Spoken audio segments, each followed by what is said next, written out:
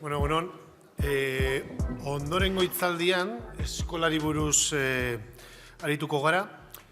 Lehen Gorkak adierazten zigun ondo legokela zehaztea 06 tarte horrekin zer egin beharko genukeen, eta eradostu batean gainera. Eta unaik, hitzaldi honetan horren inguruko pista batzuk emango dizkigu, edo saiatuko da behintzat. Emango dizkigu, nik irakurri duela eta emango dizkigu bai. Eta aditzera emango digu ere, zeintzu diren udalerriek eskola kirolearen esparruan izango dituzten egin beharrekoak berritasun batzuk ere badirela esparru horretan. Udalerriek eskola kirolean izan behar dituzten eskumen horietan. Unai Agustia aipatzeko, Unai Osormendi daukagu. Unaik prestakuntza zabala eta oso aproposa du gai honi buruz hitz egiteko, izan ere heziketa fisikoan lizentziatua da. Irakasle eskolan heziketa fisikoko espezializatea eginda dauka, eta psikomotorizista ere bada, Bergarako uneden bidez.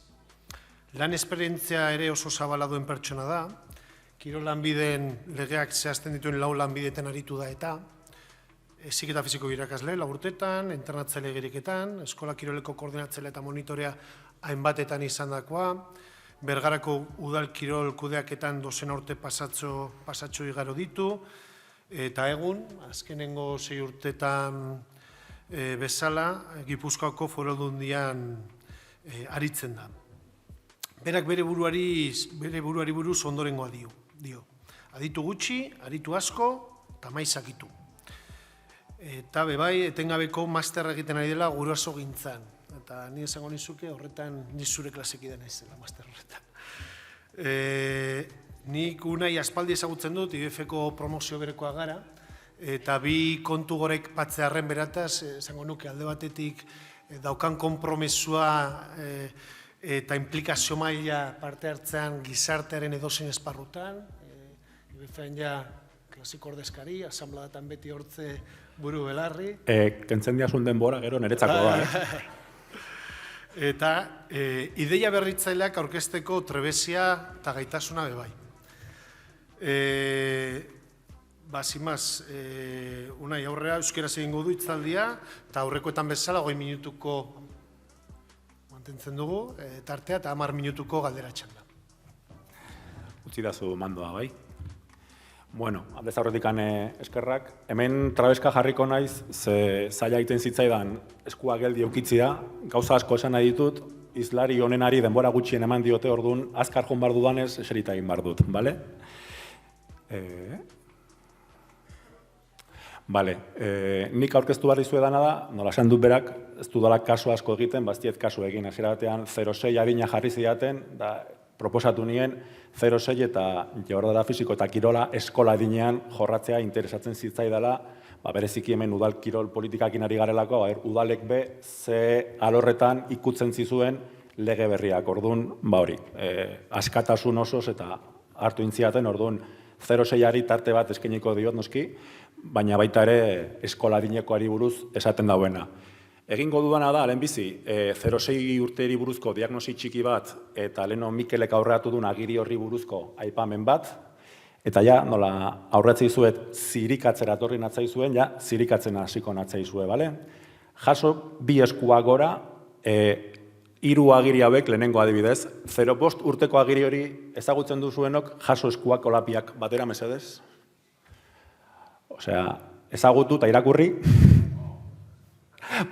Bale, hemen behian daukaguna Mikelek aipatu du, hau Mugimet webgunean daukazue, euskeraz, ingelesez eta gazteleraz. Hori da GAPA, Global Activity Physical Plana. Ezagutzen duzue, irakurri duzue, jaso berriro irakurri eta ezagutzen duzuenok, bale, oso ondo. Alboan, beste agiri bat ipini dut, hau ere OMSak jarri dau, erabiltzen dau, ezagututa irakurri duzuenok, altxa berriro 2 eskua gora, mesedez? Bale, ja, gutxiago. Eta ja, por tocar las narices, gehiago. Jardura fisiko eta kirol legea irakurri duzuenok, jaso 2 eskua gora, mesedez? Bale, oso ondo. Mendikan zirikatuko zaituztet, 06ko azalpen amango izuet, gero sartuko naiz eskola kirolean eta bukaeran erronka edo zirikatzeak egingo ditut, bale? 0-6 urteekin, hori, diagnostiko bat eta erreferentzia markoak ze. Iruditzen zait, legea momentuan datorrela gaparekin batera, eta gapak aukera asko ematen ditula, bai? Hau da, gaur egun, udal kirol politikaren barruan, 0-6 urte bitartean egiten ditugun gauzak. Haur igeriketa edo jaio berriena, famili jarduerak, rekete aurre kirolak, rekete aurre kirola jarri zuet adibidez hemen, futbol ritmika, ofizialki ere, dare kategoria kerubin edo kategoria txupetin, hau da, 4-5 urteko jarduerak, kiroletakoak, lehiaketakoak eskaintzen direnak. Psikomotrizidea normalean eskoletan ematen den jarduera izaten da, eta gerozta kiroldegi gehiago animatzen ari zarete famili jarduerak egiten eta antolatzen.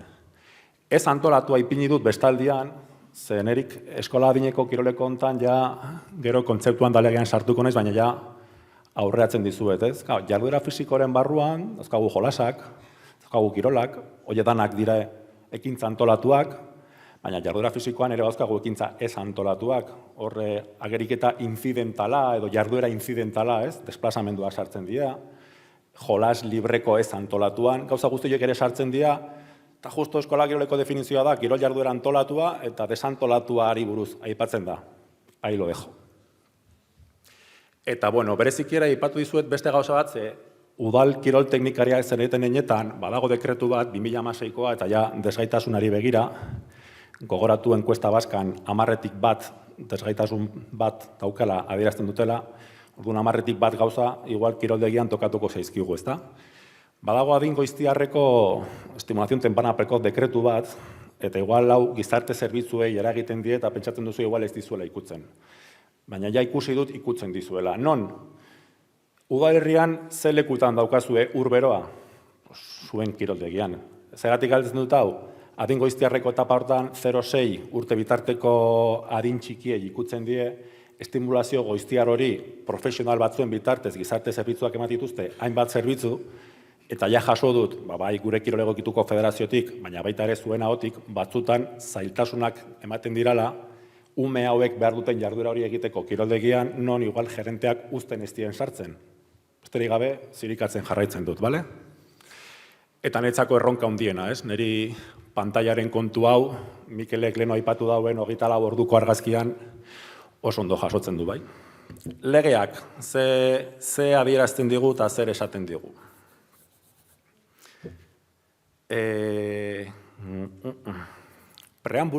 Pasatu intzait. Preambuluan, eta hau landaberiari ditu nion, ze atentzio ematen zian, ez? Justifikazio partean aipatzen zian, especial protección en el ámbito de la salud. Txokatzen zian, ez? 0-6ko aipamen hori. Eskaini zian, da irakurketa egin ezala zabalagoa. Hau bereziki dator 0-6 urte adinen bitarteko lehenbiziko aldiz 2019an OMSek jaso ditulako irizpideak, oain arte zeudenak, hortikan egiten du aipua. Baina baita ere, lege berri honek bere espiritu guztian, nolabaiteko babes, nolabaiteko zaintza irizpide badauka, igual 98koak ez zeukana. Eta behar bada, begirada horrekin irakurri behar ditugu eta interpretatu dugu hainbat zati. Ze gehiago esaten digu 0-6 bitartean, hau asko gustatzen zait, eta IBEFok sufritu duzue.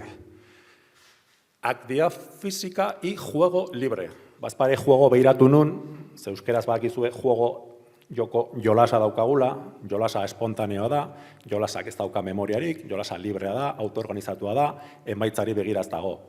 Jokoa berriz bai, sexu jolasa, sexu jokoa, ez dira gauza berdina, ezta? Ludiko motoraz eta disfrute.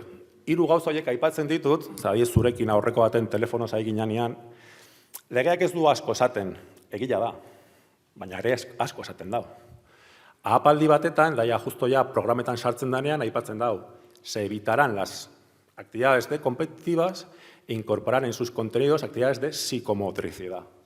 Nik hemen psikomotrizidadekin daukat olako erronka bat. Psikomotrizidat ez da pelota batekin eundabi psikomotrizidat fina. Psikomotrizidat bada ja gauza handiago bat, prozesu asko handiagoa eta klub askok egituten psikomotrizidat fina da beste gauza bat.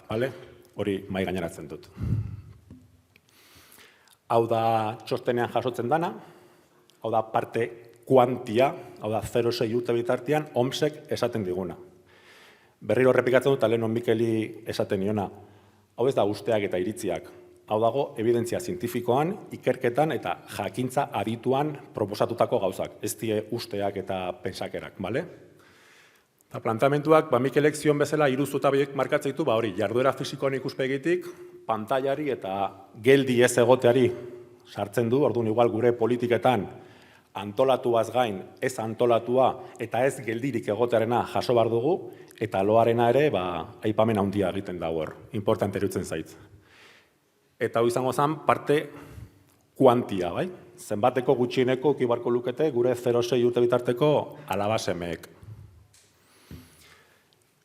Kuantia bilatzen eta gure legearekin bat egiten, justo gaina inglesekoa hartu dut, erderako bersioa panamerikanoa da, jazazi como un poquito más de no sé qué, eta orduan, ez zuen ondo jasotzen, euskera oso handikan ez dugu itzuli, aurreko baten proposatu genuen da berre itzultzen dugun, baina ikusi, gidak dauka lehenbiziko kapitulu bat glosarioa, hiztegi batena.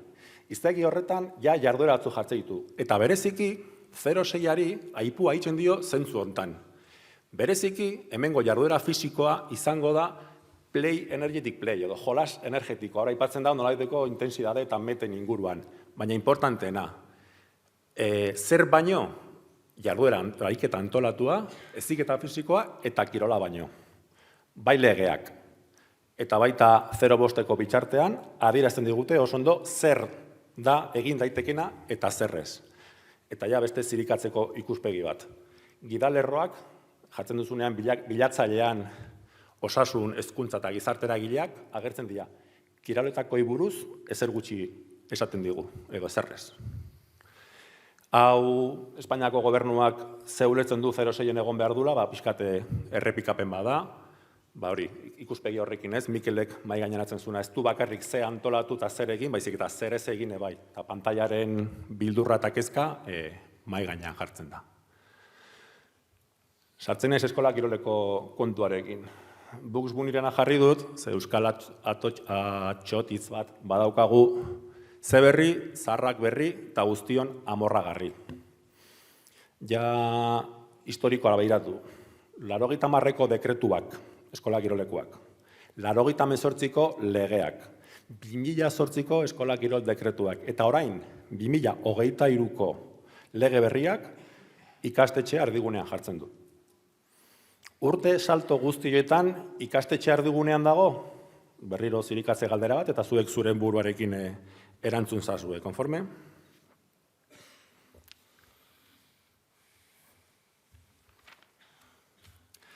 Bale, aurkeztuko izuet legearen zer dan zaharrak berri eta zer dan benetan berri. Ezkerreko zutabean 1488 legea, 2003ko legea, bigarren zutabe hontan.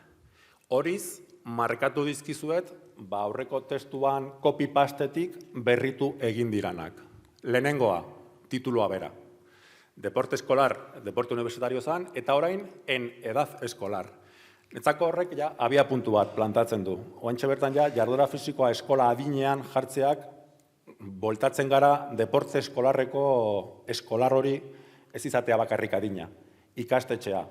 Hor badago pedagogian eta badare hainbat autore ikastetxe ardugunean jartzen dutenean deporte eskolar esaten diot horri, ez deporte en edad eskolar. Nik uste dut legeak bereziki hori berreskuratzen dago eta ikastetxea aurreko legea baino 22 aldiz gehiago azaltzen da, egiten baldin bazue kontrol F, hainbat aldiz azaltzen baldin bada, zehozer esaten ari da, ezta?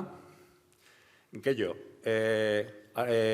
kontzeptuak eta ezaugarriak iguala dira, unibertsalidade ikuspegiarena, 3 etapa azpimarratzen ditu, 0,6koa adierazi zuet, jarduera fisikoa eta jolas librea, ludiko motriza eta gozamena. Etapa berri bat jartzen dau, lehen hezkuntzakoa, hemen bermatzia jarduera fisiko ludikoa eta kirolanitza, eta entrenamenduak eta lehiaketak osagarri eta ez ordezko gizatea. Hemen ere, badago aipu berri bat, kirol desportibizazio bat edo kirol atzeratze bat egotea da. Ez du tebekatzen ez egotea, baina bai esaten dula osagarria izan behar dauela. DBH-rekin federatua ez dien kirolariei buruz hitz egiten du, Eta bere buruatzean aipatzen dau, nolaiteko tokiko programak egin barko diela tokiko sustapen taldeekin. Eta hemen ja sartuko naiz, legeak etxe bakoitzari esaten dionarekin eta zeiten dugunarekin, bai? Eusko Jaurlaritzari, ez kirol zuzendaritzari bakarri, baizik eta hezkuntza sailari, esatizuet, hainbatian behin berriro aipatzen da ikastetxea, eta hemen beti gare hezkuntza sailaren zain. Beragabe daramagu 80ko dekretu hartatikan, desegargarria eta nahiko genuke etortzia. Aceite 3 en 1. 3 lurraldeak batera lan egitearen proposamena. Dekretuan jasotzen zuen, baina legea jaso dau. Nolabaiteko eskola adineko kirola. Hor gogoratzen baldin bazue, lehenbiziko kirol planean aipatzen zuen. Bueno, hemen ja legeak jasotzen du gogo edo asmo hori. Hemen diputazio ikutzen digue, eta berezik izegatik, ze aurreko legean ez bezala, lege hontan xehetzen dira ekitate eta ikuspegi sozialeko eduki berri asko. Lehenengoa, ikasturteko programak, 3 aldundikoek, eduki barko due, gaitasun edo kondizio fisiko, osondo, sasoi fisiko gutxieneko bat, etorkizuneko praktika bati bideratuta egongo dela. Helburu horrekin, programaik ezaugarri hauek eduki behar dituzte. Nolabaiteko jazarpen eta identitate ikuspegitik lopibirikin aipatu duguna. Nolabaiteko identitate sexual guztien anistasuna jaso beharko dugu. Desgaitasunari buruz, eta legea dauka, eta hau ikusiko dugu legea zehazten dunean, baina ez bakarrik eskola kirolean, bai instalaziotan, baita beste aisialdiko jardueretan, servicios complementarios ez darenean, jarduera apartekoak egin ditzagula, jartzen dau. Zer dan servicios complementarios, oendik ez dakigu. Aldagelan laguntza ukitzea, da apoio bat ukitzea bigarren bueltan, definitu barko da hori, eta hori nork eta nola ordaintzen dugun. Baina behintzat, desgaitasuneko ikuspegia jasota dago aurreko legea bezala, baina orain zerbitzu osagarrien premiarekin. Euskal Herrien Euskaraz, programak euskararen erabilera sustatu behar du. Ekitateari buruz eduki barko dugu, eta genero ikuspegiarekin txatatuta genero inpaktoko txostenak egin barko ditugu urteko programa atera baino lehen, lan bat gehiago daukagu. Errepikatu eta azpimarratzen da, hasierako hastapenetan, lehiaketarik ez psikomotrizidadea bai. Dago artikulo bat, eta landaberei galdetu nion, abertze esan nahizun, ze testua nahiko farrago osoa esan, eta badirudi, aipatzen dula mesedegarria litzatekeela, etnia edo kultura minoritarioen jarduerak ebai gure eskola kiroleko programetan txertatzia. Nolabaiteko inklusio proposamen batzuk egitea. Hor uzten dut. 5 minutu, la madre que te parió, 7 kenduko izkizut. Eta badago aldundiei nolabaiteko potere berri bat ematen digute. Bata zonifikazioa da, eta bestea derrigortasuna ibilbide batetik bestera pasatzeko. Guztia zaintza helburua bermatzeko. Aurreatzen dizuegu, Gipuzkoako aldundia ja hasi garela zonifikazioa erabiltzen. Zer da zonifikazioa? Mugatzea adin talde batzuei desplazamenduak eskualde batetik bestera edo udalerri batetik bestera.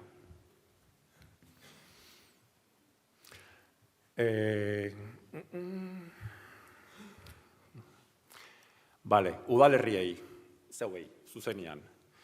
Aurreko baten funtzio nagusia esan kolaborar ejecuzion, orain gehitzen zaio kolaborar ejecuzion mantendu itzen da, instalazioak bereziki zedituz, baina jardueren kontrola eginez eta tokiko estrukturazioa programena egiten. Zehaztu barko dugu zer dan tokiko estrukturazio egitea, eta lehen aipatu ditugun aditzoiek eta sustatu, promover eta olakoak abertzer diran. Baina bintzat, udalok badaukaga zuen lan berri bat leheno etzen aukatena. Eta beste nabardura bat, federazioak leheno asistentzia teknikoa eta kolaborazioa zen, eta orain gehitzen zaie, baietz, berdina, baina eskatu edo exigitzen zaienian. Hemen euskeraz jarri nun eta gero erderaz jarri nun. Usteak erdi ustel, berriro errepikatzen dut berdina. Bai legeak, bai OMSek zarritako kontu guztiak, ez die usteak erdi ustel. Die benetako gauzak. Iñaki Peruren argazkia abiatu nu, baina ez dut aurkitu, baina funtziona. Lo que funtziona da, evidentzia eta aditu zientifikoek eta jakintza adituak esaten diguna. Zoritxarrez oin arte, eskola kirolen oraindikan orain, jarraitzen dugu aspaldiko paradigmetan ezarrita, eta zitugu ezagutza ditu eta kontrastatuan egiten diren eskuartzeak egiten. Hemen ja plana idatzi dizuet, Gorka, ja titularrare jarri diot, Mikel, ez duzu egin behar, ja jarri dizuet, nezako gapa izan behar du ardatza 100%. Hemen planteatzen dudana da, bai eskola kirolako, eta nik uste dut udal kirol politikan, da hemen ja sartu naiz tokatzen ez zitzaidan leku batetan, kontua da hori, 3 eje hauek dira lanetzako igual importantena izan beharko luketenak. Gobernantzako kolaboratiboan gaude, leheno Otxandiak aurkeztu dikun horretan, zerbitzuen paradigman antolatzen zen udalerri bat agertzen zen, eta nik uste dut badala ja ekintza komunitarioan antolatzen dana, eta herritarrekin batera, gobernantza kolaboratibo batetan jardungo duena. Administrazio publikoak ezin dugu amaigabeko zerbitzuak eman, ezinezkoa da. Atzotan inkluso ematitugu zerbitzuak bestaldean premia bat ez dagonean. Zehar lerroan ekintza komunitarioa eta hor udal kirol politika tapatu dut kirol, bereziki xaxatzeko eta sustatzeko jarduera fisiko politika guztietan egon beharko dulako zehar lerroan. Orduan, hirigintzakoak, garraiokoak, osasunekoak, badaukate hor zer esan da zer egin.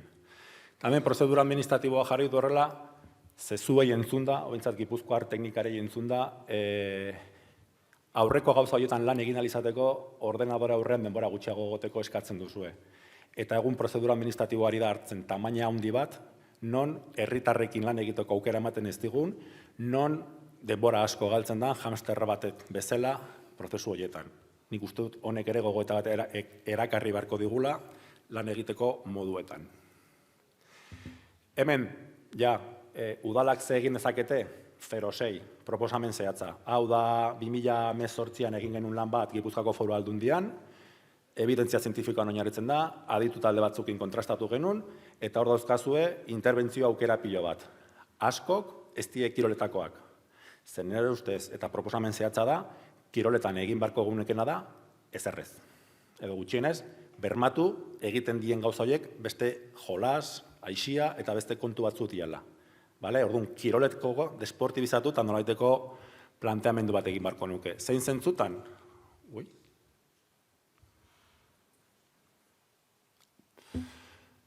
Gizartea sokatira hontan daukagu, kirola oraindikan sokatira hontan daukagu, batzuk nahi due kirol gehiago goiztiarragoa eta hasierako hastapen adinetan, beste batzuk uste dugu atzeratu daitekela, aniztasunean oinarritu daitekena, sokatira burruka hau daukagu, eta nik uste sokatira burruka hontan, abia puntuan jarri beharko genukena da,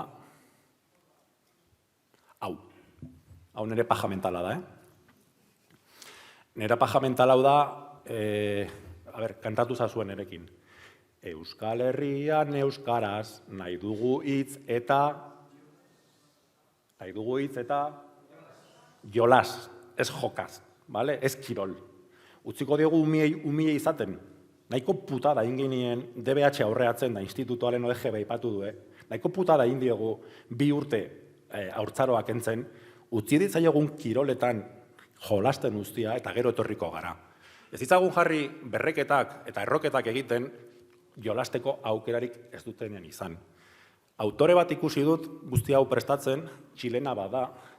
Txilena honek aipatzen zuen hipocinesia por exceso de tecnología. Nik uste dut hor garela. Bugibetetikan egin zuten lan batetan agertzen zen kirolari inaktiboak sortzen ari garela. Zer da hori? Bai, astean 2 saio egiten du, baina hortik kanpora ez die aktibo. Gizarte hortarantzegoaz, minutu bat. Iepa, barkatu. Aurrekora jo nahi dut, ez baituzten. Hemen.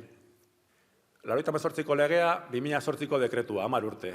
2023ko legea, 33ko dekretua. Hor ikurriña jarri dizuet, baina hor benetan dagona da gero Estados Confederados. Oantxe bertan gara 3 provintzia eta gara Estados Confederados. Cada vez más tú, cada vez más yo, sin rastro de nosotros. Hau da, aurro aldatu inbar dugu. Gai gara, leno plantatu izuegun hitzarmen hortara iristeko, nik uste du ja badala garaia, goiti berako politiketan, hezkuntza zaila aber sortzen dugun eta sartzen dugun proiektu hontan, eta 3 diputazioak aber sinkronizatzen garen. Ze hori gabe ez dut uste. Ikastetxea oinarrizko egitura ez badugu hala egiten, jarraituko dugu orain arteko ereduarekin. Orduan horra aipatzen nizuen, adin bakoitzeko babes erregularizazioa. Osea, legeak aipatzen du, OMSek aipatzen du, guazen pilak ipintzea, bai goitik bera. Eta bukatzeko, 2 argazki eta 2 abesti. Argazkiak oipini dizuet 8arena eta umeena. Errepikatzen dut ideia berdina. Kirola, uste 8 daukagula. Kirola ezigarria da, kirola inklusiboa da. Edo ez. Benetako asmo eta intentzionalidade bat ez baldin badaukagu, kirola ez da inklusiboa, justo desinklusiboa da. Kirola ez da zigarria, lehen aipatu digu dorletak. Etxale huevos esaldia, ez dakit lopibin jasoko dugu, baina hori patiotan denbora guztien dago, juegaz komuna nena. Hori egin arazi nahi baldin badugu, goiti berako politiketan txertatu beharko ginateke, hor pasatzen dan hori ez pasatzeko. Eta ja, 57 urte dauzket, larun batean 57 goitut, ja, daramagu denbora asko itxoiten nire instituzioari, zeleno, me kagaban adi, diputazio naiz, aber, noiz hiltzen diogun gaiari dan bezala. Ez daukat uste askorik asko aldatuko denik, zein oraingoz jarraitzen du pensatzen alderdi politiko gehienek, kirol politikarik ez daukagu tela, o ez daukatela, o ez dakit non kokatu nik nire burua. Beti gora bai, eta hemen egin nahi dudana da, hori, 2 abesti jarri izkizuet, Garirenak, ezin du musika ipinik, gero denak dantzantzen jartzeko. Lehenengoa zen esperantzara kondenatua. Esperantzara kondenatua, ze pentsatzen dut oraindik anoain, garaiz gaudela, oso momentu egokia da, gapa daukagu, lege berria daukagu, nik uste dut gizartea badagola ja parametro hauetan, irizpide hauek sartzeko orain antolaketa berrian. Eta bigarrena, aitormena. Aitormena, orain arteko 0-6 politiketan eta jarduera fisiko eta eskola adineko kirol politiketan, hemen lehen lerroan zaudetenak lan asko egin duzue, 3 instituzioak hezkuntza sailari gabe. Arribitxi asko dago Gipuzkoan balioan jarri bardana eta egiten ari zareten lana txalotzea eta mai gainean jarri barda balore oso handi bat bezala. Emaiguzue denbora bat abergai garen sinkronizatzeko eta sinkronizatzen ez gauden bitartean, zoriondu baina arte eskola kirolean uste dut Euskadi badago abanguardia handi batetan, Granada, Katalunia eta beste eskola kiroleduak bakigu zein dan, liberalizazio absolutua 5 urtetik aurrera, liga txupetin, liga kerubin, hemen beste gauza batetan gaude, abergai garen sinkronizatzeko. Besterik gabe, eskerrik asko.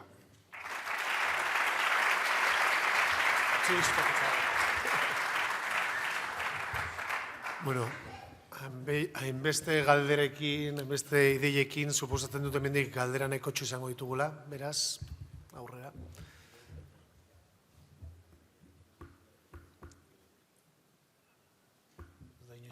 Inola sartzen. Hasiko naiz ni, orduan. Oso ondo esplikatu dut. A ber, hainbatetan aipatu duzu eta sinkronizazio beharra hori. Gorkak ere lehen 0-6 aipatu duzunean, esan duzu, ondo legokela zehaztea guztion artean bakoitza joateko bere kontu. Galdera da, nola, orain arte egin ez baldin bada, zer egin behar dugu hori aldatzeko, ze planteatzen duzu, ze planteatu daiteke, eta gero, noiz jartzen gara hau egitera. Ze badaude jarakundea galdetzen dugu, azgaitezkia 0-6-ekin datorren ikasturtetik aurrera, eta gu momentuz administrazio bezala ez daukagu erantzunik. Nola sinkronizatu eta noiztik aurrera. Bakiten dizuzue galdera, baina beste edozeinek ere erantzun dezako. Lehen Gorkak erabili du, me encanta que me hagas esta pregunta, nik ere komodin berdina erabiliko dut.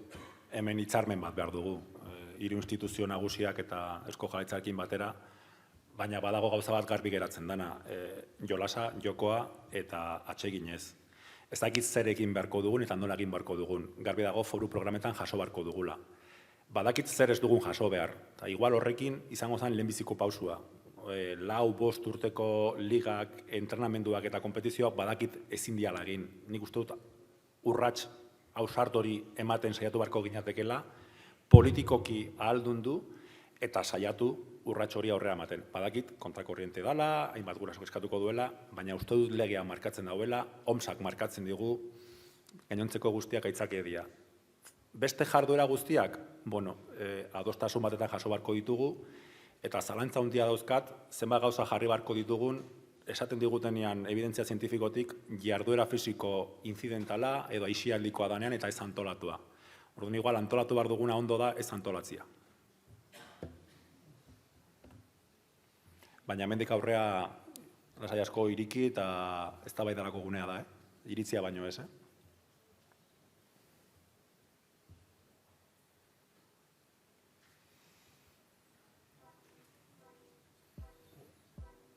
Ez dago beste galderarik hortik.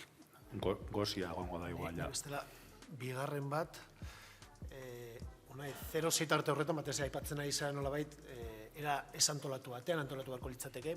Bestalde, legeak berak aipatzen du ikastetxea izan beharko litzatekela horren zentrua edo oinarri.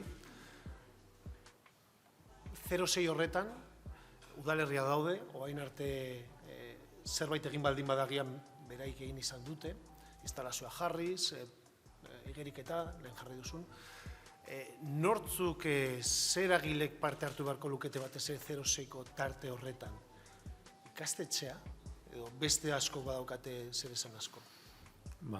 Berriro antzerakoa, ez dauzkat erantzun bete-beteak. Ikastetxei buruz ari garenean, HH etapan aurreskolak di buruz ari gara, aurreskoleko entxe bertan badaukaten nahikoa lan partzuergoak eta lanpostuak finkatzen. Niretzako gehiago dago azkeneko 0-6ko 4-5 urte horretan kirolari lekua kendu eta jarduerari sartu. Jaio berrien igeriketa edo adibidez udal kiroldegitan dauzkagun dordoka zapaburu amuarrainak. Udalerri txiki egiten ari da sustapena jolasaren bitartez, baina batzuk badare. Denok izango duzue oso presente igeriketa ikasi zenuten momentua, izan zuen monitorea eta zeinek ematen zizuen kainakin buruan, hori oso presente daukagu. Metodologia berdinarekin jarraitzen dugu. Nik 40 urte eta gero uste dut jolasa erdigunean jarrita, dauden ekintza antolatu gutxiek jolasa erdigunean jarri beharko lukete. Jende bat badabil, Durango daukat presente, Ermua ere badaukat presente, badare Hernani ere badabile horretan, Oñati hasita dago. Jolasa tokatzen danean zerbait antolatzia, hori dire eragileak, baina jolasa bermatzen, ez bestiak. Berriro ere, iritzi bada,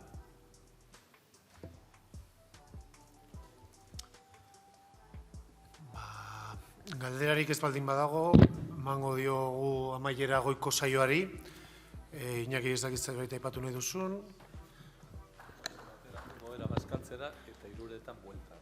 Bale, goaz lehen esan bezala ordu bat erdit, ointxe bertan goaz guztio bazkaltzera bazkaldu erguntuko horretara, eta gero Iruretan bueltan hemen hasiko gara. Txalo bat ez aizunen.